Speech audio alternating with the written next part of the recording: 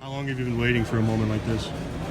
You know, these moments present itself and you just take advantage. I just been having a lot of fun this year. You know, the pressure to be the #1 guy in the world is there for me, but it's not as, prevalent because I'm not the #1 guy in the world. And I had to sit out so long to come back that I know that, catching the #1 guy in the world isn't going to happen until I get to the NFR. And then, that bullseye can get put on my back once I get out there and get a few rounds under my belt, a few round wins, and then we'll turn it into a world title race.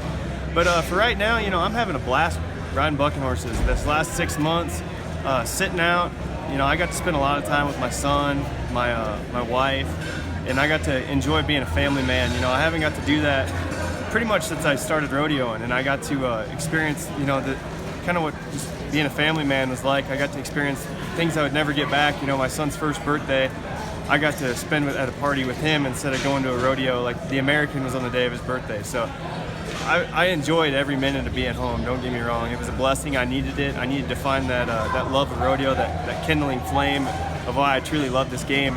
And I found it again. It rejuvenated my spirit of riding bucking horses. And now it's a blessing. It's even more of a blessing that I get to do this. I enjoy the situations more.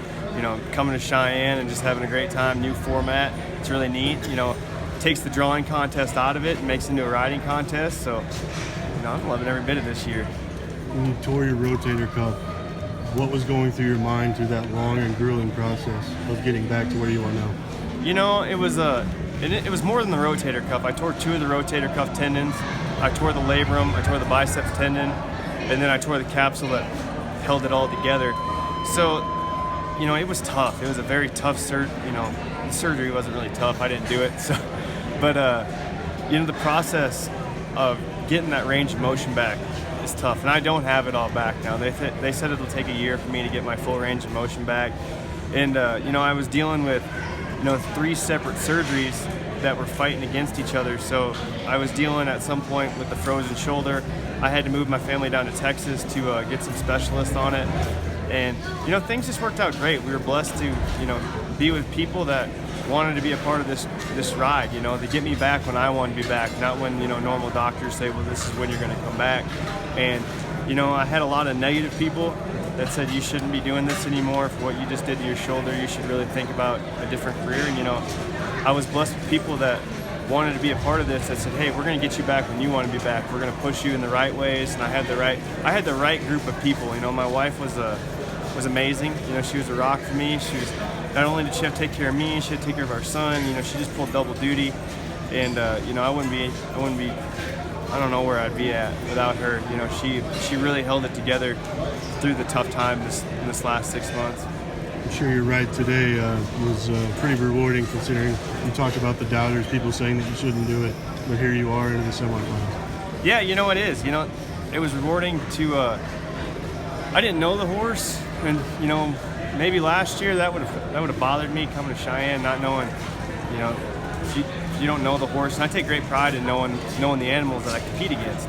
So not knowing the horse last year probably would have bothered me a little bit. This year I'm in a race to get back in the top 15, so it's just kind of a different aspect, and I just really enjoyed coming here. I had a great night to come over here. Got a great night's sleep. I woke up. I had a great energy about it. We're at the Dad. I love this rodeo. The fans here they're just pumped to be here today.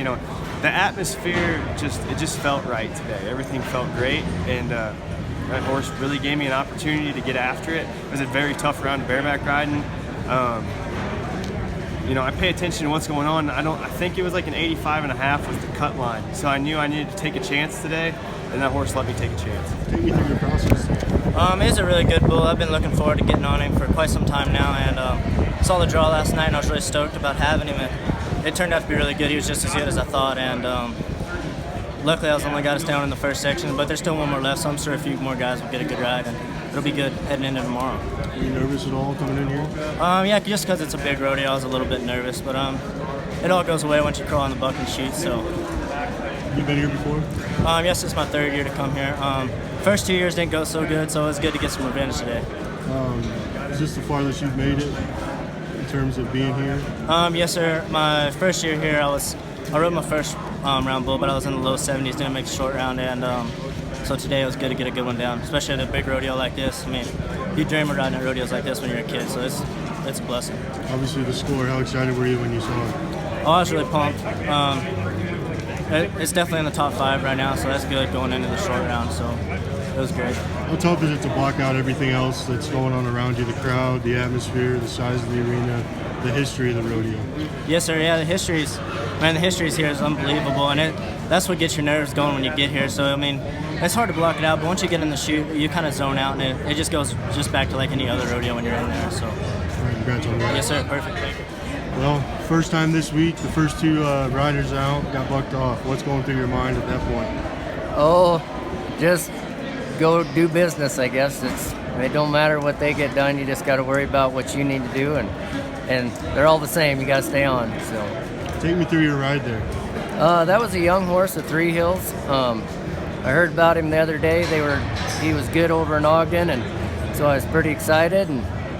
And he was about exactly like you said. He just turned out of there and just hopped and was kind of slow, gave me time to sit and think a little bit and stay in the seat, I guess. Obviously, when you saw the score, what was your initial reaction? I was just very thankful. Obviously, beating you and Brody, obviously, you move on to the semifinals, but getting a higher score than the 2-time defending CFT champ, does that mean something to you, or is it just a matter of getting in? Oh, it's just a matter of just staying on that day, and every day's different. He might beat me tomorrow, and you never know how things are going to go. All right, congrats on the ride. Thank you. Well, you talk about a fast ride. I mean, just take me through that. You know, I was last on the ground, and I knew that there was a lot of tough horses here today. My horse just tries so hard, and I knew if I could just get him deep enough into the ground that he would work, as long as I did my job and stayed out of his way. It seemed like every turn was just so clean and crisp, and it just seemed like once you started picking up momentum, you just kept on building. That's exactly right. I sent him to the first, and then once we got around that one, he kind of gained speed. And I could feel him, he was really firing to the second and then really fired to the third, which is pretty special here because a lot of horses run by the third barrel in this arena, and just to be able to trust him and know that out of all the stuff going on, he found that barrel. Did he seem nervous walking in? He's a really explosive horse. Not anything bad, he doesn't want to hurt anybody, but he's just like a ticking time bomb. So I knew that, that's a long walk up. I needed to keep him calm. I needed to keep myself calm and then get up where we could take off. So, yeah, I mean, he's just ready to run.